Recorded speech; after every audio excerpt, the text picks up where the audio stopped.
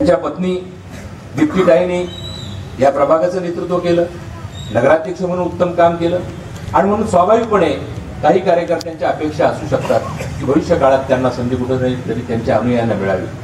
मला आभार मानले पाहिजेत आमच्या राजा मुळेचे, साहिल हेलेकरचे आणि त्यांच्या सर्व सहकार्यांचे, कारण आम्ही सगळे एकत्र बसलो. मी त्यांना सांगितलं स्नेहलला उभी करायची असेल तर मला एखाद दोन तरी अनुभवी नगरसेवक त्या ठिकाणी पाठवणं काळाची गरज आहे, कारण तिला मार्गदर्शनाची गरज आहे. शहर उत्तम प्रकारे काम केलं पाहिजे.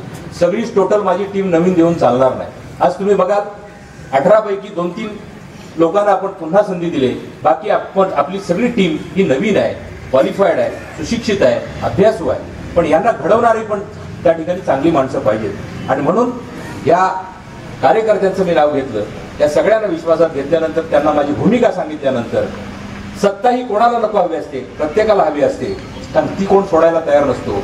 संधी मिळाली की त्याचा तो उपयोग घेत असतो. पण जेव्हा माझा विचार ऐकल्यानंतर सगळ्यांनी एकमुखाने सांगितलं, आबा तुमचं म्हणणं बरोबर आहे, कविष्कारांना निवडून आणण्याची जबाबदारी आमची आहे, तुमच्या सगळ्यांनी वाटत आणि म्हणून कविष्कार विचलित होण्याचं काही कारण नाही. उद्याची लढाई जी आहे, 18 शिलेदार तुम्ही त्या ठिकाणी जाणार आहात, या शहराचे तुम्ही ट्रस्टी आहात, विश्वस्त आहात. अण्णासाहेब सावंतांनी केलेलं काम हे निश्चितपणे तुम्हाला मला विसरतात. आज स्वर्गीय इंदिराजींची या ठिकाणी जयंती आहे आणि स्वर्गीय इंदिराजींच्या बाबतीमध्ये विश्वनाथ सोनवणे यांनी सांगितलं, देशाच्या बाबतीमध्ये त्यांनी काय केलं मी सांगणार, हे सगळ्यांना ज्ञात. पण अण्णांनी 1985 सालापासून या शहरासाठी जे योगदान दिलं, जे उत्तम प्रकारचं काम केलं, ते तुम्ही मी या ठिकाणी जाणता. ज्या वेळेला 1985 साली ही नगरपालिकेची सत्ता अण्णांच्या हातामध्ये आली, साधा टाईपरायटर या नगरपालिकेकडे नव्हता, किंवा या ठिकाणी आपल्याला पत्र टाईप करायला दुसऱ्याकडे जायला लागत होतं.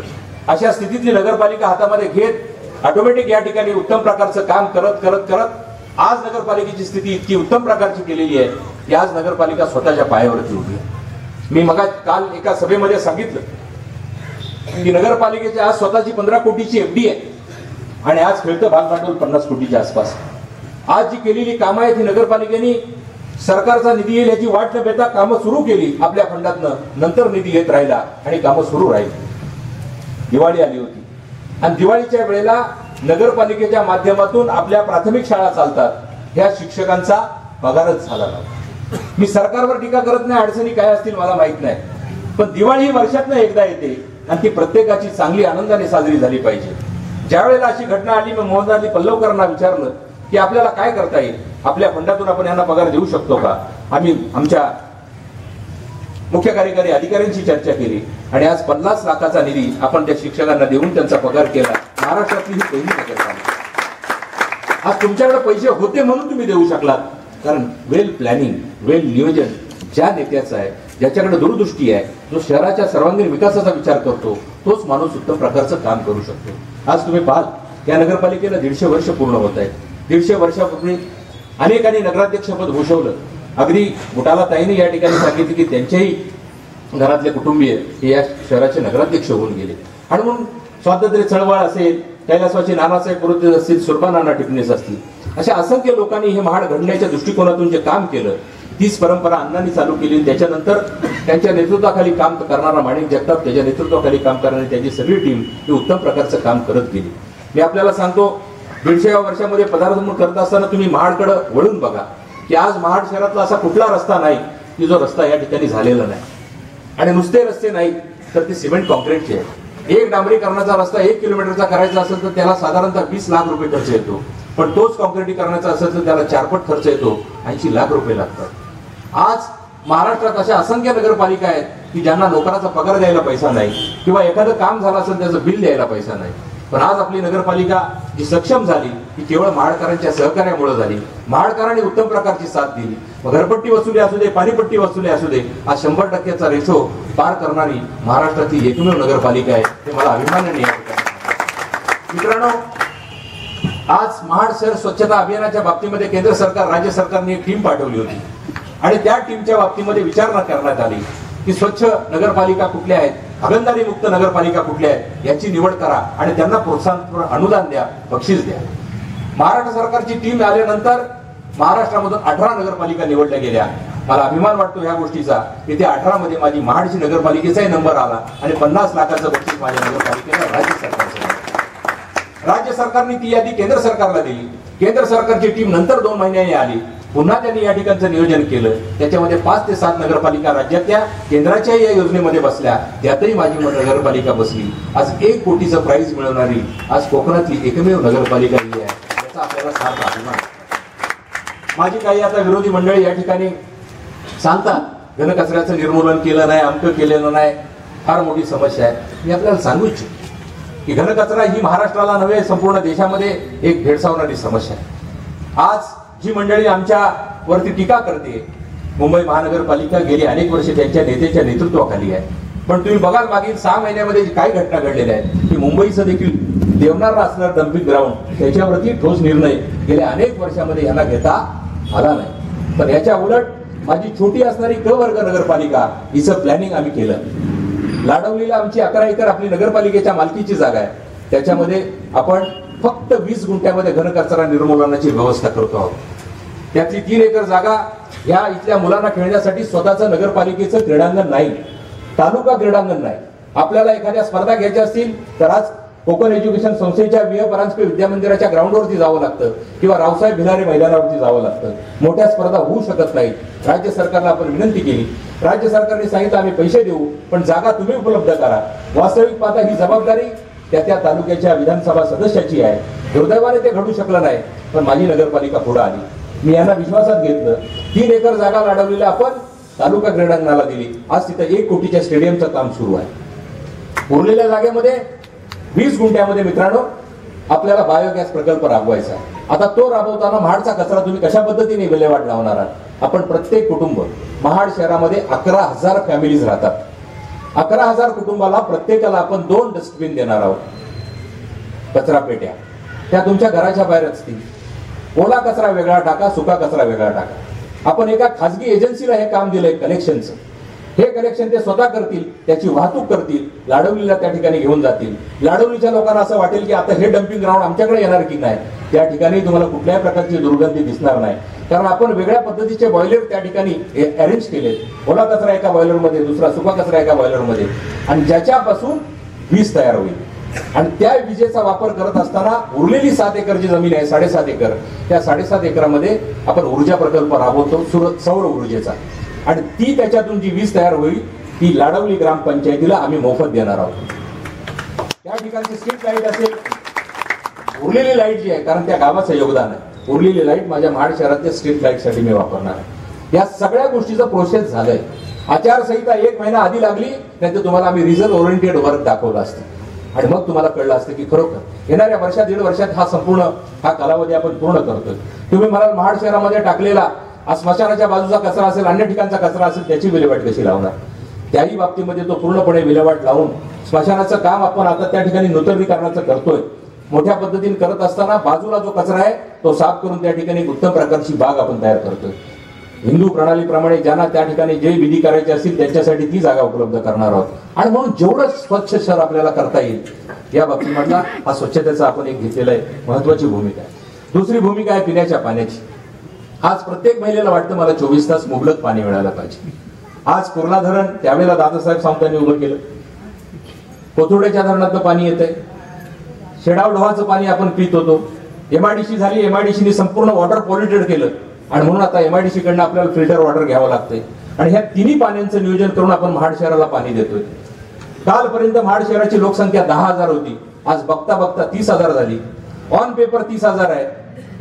ऑफ द रेकॉर्ड बघायला जाल तर त्या ठिकाणी 50,000च्या वरती लोक आहेत की ज्यांची नोंदच नाहीये. फ्लॅट इथं आहे, लोक इथं राहतात, पण त्यांची मतदार याद्यांमध्ये नावं आपापल्या ग्रामीण भागात आहेत.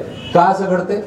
हळूहळू महाड वाढतंय, शिक्षणाचं महत्व वाढतंय. प्रत्येक ग्रामीण भागातल्या माणसाला वाटतंय माझा मुलगा चांगला शिकला पाहिजे आणि तो शाळेत गेला पाहिजे, म्हणून मला महाडला जाऊन राहिलं पाहिजे. महाड नगरपालिकेवरती बर्डन वाढतंय. आणि या सगळ्या गोष्टीचा विचार करताना आमच्या ह्या टीमला मी निश्चितपणे अभिनंदन करीन. 24 जूनला पाऊस यावेळेला सुरू झाला आणि म्हणून पाण्याची टंचाई तीव्र होती. अशाही परिस्थितीवरती मात करत या सगळ्या लोकांनी तुम्हाला पाणी देण्याचा प्रयत्न केला. त्याचं कारण एकच आहे की गेल्या 3-4 वर्षामध्ये या येणाऱ्या पाण्यामधनं आपली अंतर्गत असणारी जी वॉटर लाईन आहे ही लीक होती आणि दिवसाला 1 लाख लिटर पाणी आपलं वाया जात होतं. या सगळ्यांनी त्याचा शोध घेतला. 30-40 लाख रुपये खर्च केले, नवीन पाईपलाईन टाकली. दिवसाला 1 लाख प्रमाणे आपलं जवळजवळ पाणी महिन्याला 30 × 12 3,60,00,000 रुपयाचं पाण्याचं बचत ह्या मंडळींनी केली आणि म्हणून आपण 3 महिने अधिकचं पाणी देऊ शकलो. महाराष्ट्रात सगळीकडे टँकर वेगवेगळ्या पद्धतीने दिसत होते, कमीत कमी टँकर तुम्हाला महाड शहरात दिसले. उत्तम प्रकारचं नियोजन यांनी केलं म्हणून तुम्हाला चांगलं पाणी मिळालं. उद्याच्या काळात आपल्याला अजून 100 वर्षाचा पाण्याचा प्रश्न सोडवायचा असेल, अण्णासाहेब सावंतांकडे दूरदृष्टी होती. कोथेरीचं धरण मी आमदार झाल्यानंतर मंजूर केलं आणि सुरू केलं. 80% काम पूर्ण झालंय. त्या कोथरूडच्या धरणात पण आपण आरक्षण ठेवलंय महाड शहरासाठी. त्या महाड शहराचं आलेलं पाणी आपल्याला पंपाने घ्यावं लागणार नाही. ग्रॅव्हिटीने पाणी आलं तर जवळजवळ महिन्याला 15 लाख रुपये वीज बिल हे आपल्या नगरपालिकेचं कमी होणार आहे. पण दुःख ह्या गोष्टीचं आहे, माणिक जगताप आमदार झाल्यानंतर आज 2004 ते 2009 त्याला संधी मिळाली. 9 नंतर दुसऱ्या टर्मला दुसरे आमदार आहेत, परंतु त्या ठिकाणचा धरणाचा अर्धवट राहिलेल्या कामाचा खडाय हलू शकला नाही. सहजगत्या मी एकदा कॉन्ट्रॅक्टरला विचारलं नेमका प्रॉब्लेम काय. म्हणले प्रॉब्लेम एवढाच आहे, तुम्ही गेला दुसरे आला, हाच मोठा प्रॉब्लेम आहे.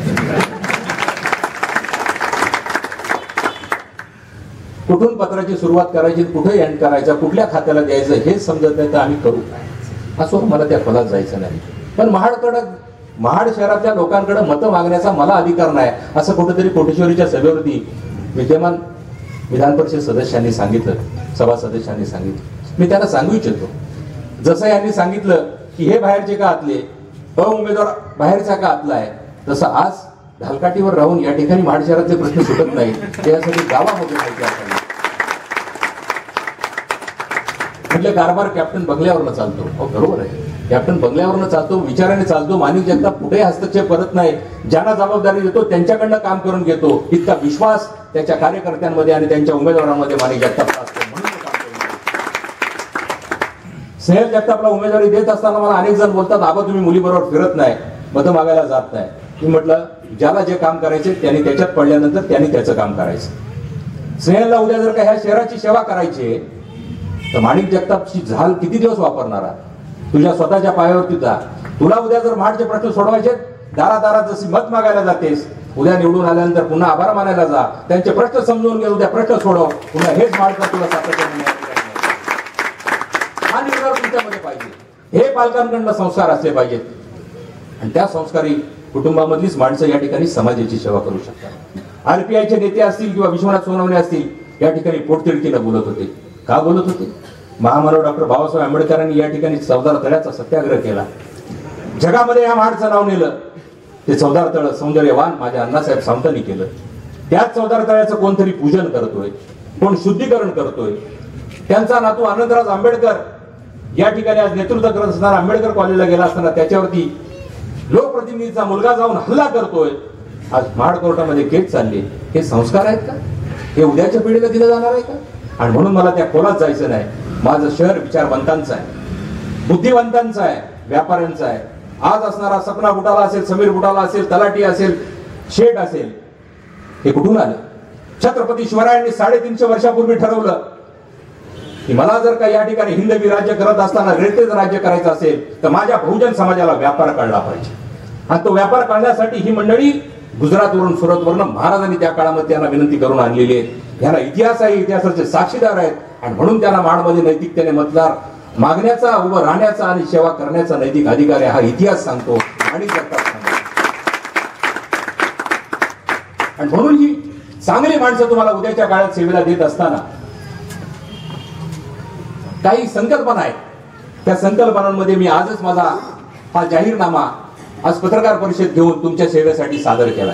माझे उमेदवार तुमच्याकडे येतील, प्रत्येकाच्या हातामध्ये देतील, त्याचं तुम्ही बारकाईने वाचन करा. मी केलेली कामं कुठली आहे, उद्या कुठली कामं करणार आहे आणि कशा पद्धतीने महाड उद्याच्या काळात चालणार आहे, थोडक्यात सांगण्याचा प्रयत्न केलाय.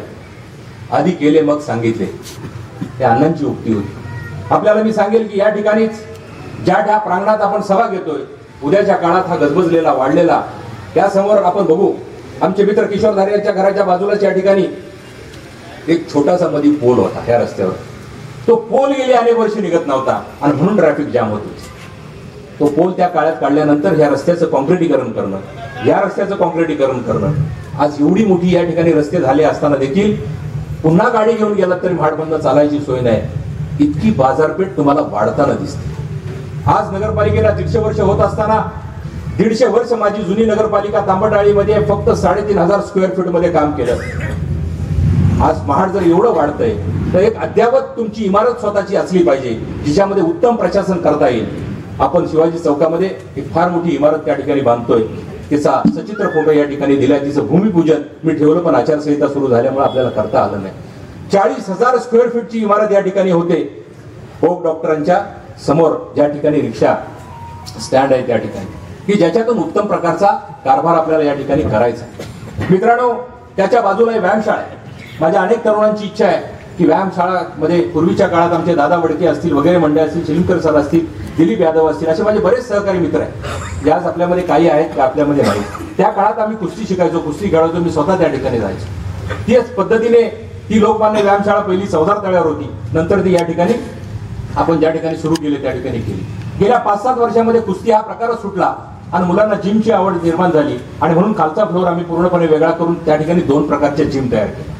मला असं वाटतं की आता ह्याच्यापेक्षा आपण वेगळं काही करू शकतो का, आणि म्हणून ती बिल्डिंग पाडून साधारणतः 1.5 कोटीची आपण नवीन इमारत त्या ठिकाणी बांधणार आहोत. आणि त्या ठिकाणी माझ्या महिलांसाठी एक जिम, तरुणांसाठी एक जिम आणि एक स्विमिंग पूल हा उत्तम प्रकारे त्या ठिकाणी आपल्याला सुरू करायचा आहे, जेणेकरून आम्हाला त्याचा फायदा या ठिकाणी उद्याच्या आमच्या आणि योगा सेंटर हे आपण त्या ठिकाणी करतो आहोत. आज सुशोभीकरणाचा जर का विचार केला गेला तर तुम्हाला मी सांगेल, आज क्रांतीस्तंभावरून येणारा रस्ता आपण उत्तम प्रकारचा केलाय.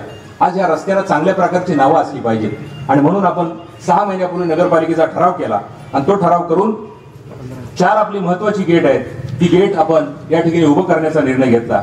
रायगड रोडवरून आपण येताना छत्रपती शिवरायांचा महाप्रवेशद्वार म्हणून अशा पद्धतीचा महाप्रवेशद्वार त्या ठिकाणी होईल, तुम्हाला बघायला मिळेल. त्या ठिकाणी क्रांतीभूमीवर येताना महामानव डॉक्टर बाबासाहेब आंबेडकरांचं नाव दिलेलं त्या ठिकाणी फार मोठं गेट असेल. दादली पुलावरती वीरेश्वर महाराजांचं महाप्रवेशद्वार आणि शेडाव रस्त्यावरती आपण समर्थ रामदास स्वामींचं महाप्रवेशद्वार 50-50, 60-60 लाखाची प्रवेशद्वार आपण उभी करतोय. ज्या ऐतिहासिक शहरामध्ये शिरतो, एंट्री करतानाच वाटलं पाहिजे की आमचं हे अशा पद्धतीचं हिस्टॉरिकल गाव आहे. या सगळ्या गोष्टीचा विचार करत असतानाच बाजूला हापूसतळ आहे, त्याचं डेव्हलप करता येईल. कोल्हापूरला तुम्ही गेलात तर रंकाळा नावाचं तलाव आहे, किती उत्तम प्रकारे त्याने डेव्हलप केलेलं आहे. तुमच्याकडे या ठिकाणी असणाऱ्या गावातच बघा तुम्ही, इतिहासकालीन अनेक साक्षी देणाऱ्या गोष्टी आहेत. काकर तळे, कोटेश्वरी तळे, हापूस तळे, म्हणजे ही तळाव, चौदार तळे, म्हणजे तुम्हाचा पाण्याचा साठा त्या काळापासून अनादी काळापासून तुमच्याकडे उपलब्ध आहे. त्याचं जतन करा, त्याचं त्या ठिकाणी नियोजन करा, प्लॅनिंग करा, पाण्याचा उपयोग होईल. आज वीरेश्वर महाराजांच्या समोर असणारा देखील तलाव, सगळीकडचं पाणी संपलं तर इथलं पाणी कधीही संपत नसतं. आज त्याचं आपल्याला प्लॅनिंग भविष्य काळामध्ये करायचं आहे आणि म्हणून ती डेव्हलपमेंट आहे. नदीपासून दादली पुलापासून आपल्याला या ठिकाणी भोईघाटापर्यंत आपण एक 15 कोटीचा नवीन प्रकल्प करतो आहोत, की ज्याच्या ठिकाणी साधारणतः नदीघाट प्रकल्प आहे, ज्याच्यामध्ये एम्पी थिएटर असेल, जॉगिंग ट्रॅक असेल, ज्येष्ठ नागरिकांकरता बैठक व्यवस्था असेल आणि चिल्ड्रन पार्क असेल, असं एक उत्तम प्रकारचा आपण करायचा त्या ठिकाणी निर्णय घेतलेला आहे. मित्रांनो, आपल्याला एखादा कार्यक्रम घ्यायचा असेल, लग्न समारंभ असेल, नाटक असेल, फंक्शन असेल, तर आजही राष्ट्रीय स्मारक एवढं मोठं झालं पण त्याचा तुम्हाला मला उपयोग होत नाही. आणि म्हणून त्या ठिकाणी अण्णासाहेब सावंतांच्या नावाने आपण शिवाजी चौकामध्ये जिथं पार्किंग होतं, जी मोकळी जागा आहे, त्या ठिकाणी एक एअर कंडिशन 1000 खुर्च्यांच्या कॅपॅसिटीचं फार मोठं त्या ठिकाणी सांस्कृतिक भवन आपण त्या ठिकाणी उभं करतोय. मित्रांनो, 5 मिनिटं राहिली, बऱ्याच गोष्टी सांगायच्या, त्यात तुम्ही वाचा. एक महत्वाच्या गोष्टी 2-3 मी करायच्या ठरवल्या. त्याच्यामध्ये आज या ठिकाणी तुम्हाला दिसत आहे 18 पैकी 10 महिला. रेशो बघितलात तर 65% वरती जात आहे. आणि मग असं असताना आपण महिलांसाठी काय करू शकतो? आज नगरपालिकेच्या माध्यमातून तुम्ही टॅक्स रुपी सगळ्यांकडनं पैसे घेता, रस्ते करता, अंतर्गत गटार करता, सामाजिक समारंभ करता, पण माझ्या मुलींसाठी काय करता? आणि म्हणून आपण ठरवलंय की ह्या बॉडीने निर्णय घेतलाय की सत्तेवरती बसल्यानंतर 1 जानेवारी पासून आपण ही स्कीम लागू करणार. राजमाता जिजाऊ